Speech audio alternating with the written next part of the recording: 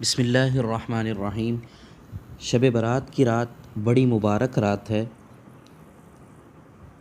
ہم اس کی اہمیت اور فضیلت جان چکے۔ اب اس رات میں کرنے والے اعمال کون کون سے ہیں، کون کون سے اعمال کرنے چاہیے؟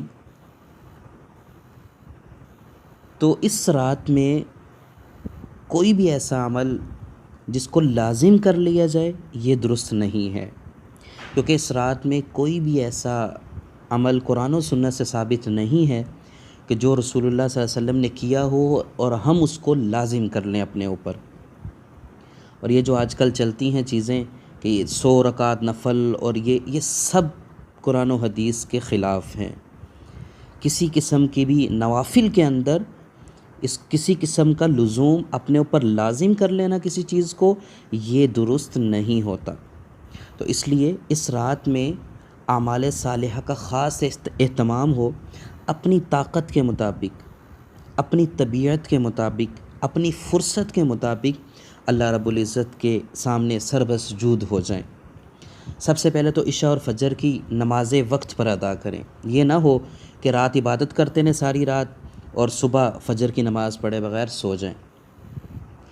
نمبر 2، بقدر توفیق نوافل ادا کریں، چاہے 2 ہی نوافل ہوں لیکن طبیعت کی خوشی کے ساتھ، خشوع خضوع کے ساتھ ادا کریں، چاہے تہجد کے ہی ادا کر لیں۔ نمبر 3، اگر ممکن ہو تو صلاۃ التسبیح پڑھیں۔ اس کا طریقہ انشاءاللہ ایک الگ کلپ میں بیان کر دیا جائے گا۔ نمبر 4، قرآن کریم کی تلاوت کریں، اللہ کے ساتھ باتیں کریں، قرآن کریم پڑھ کر تلاوت کریں، چاہے ایک رکوع ہی کیوں نہ ہو، جتنی طبیعت اجازت دے قرآن کریم کی تلاوت کریں۔ نمبر 5، کثرت سے اللہ کا ذکر کریں۔ اللہ کے ذکر میں سب سے پہلے استغفار ہے، استغفر اللہ الذی لا الہ الا هو الحی القیوم واتوب الیہ، یا صرف استغفر اللہ استغفر اللہ استغفر اللہ 313 مرتبہ ضرور پڑھیں۔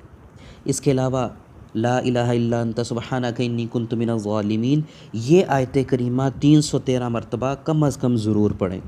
اس کے علاوہ تیسرا کلمہ ہے، اس کا ورد کیا جائے کم از کم 313 مرتبہ۔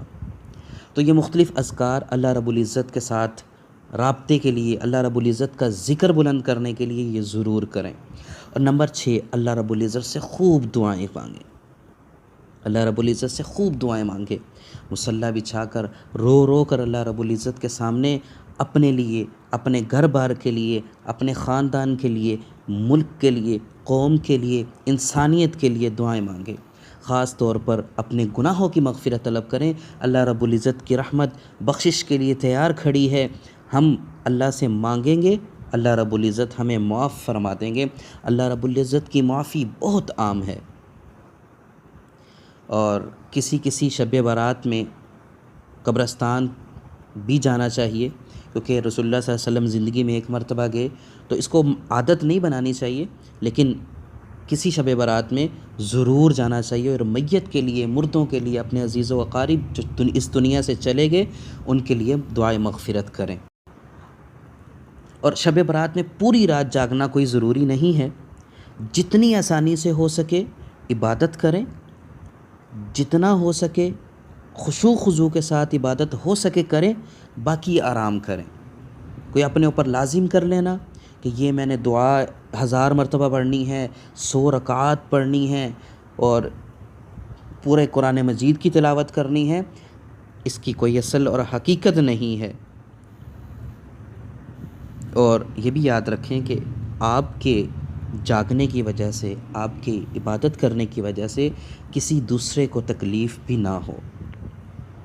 اللہ رب العزت ہمیں اس پر عمل کرنے کی، اس رات کی برکتیں اور فضیلتیں سمیٹنے کی توفیق عطا فرمائیں۔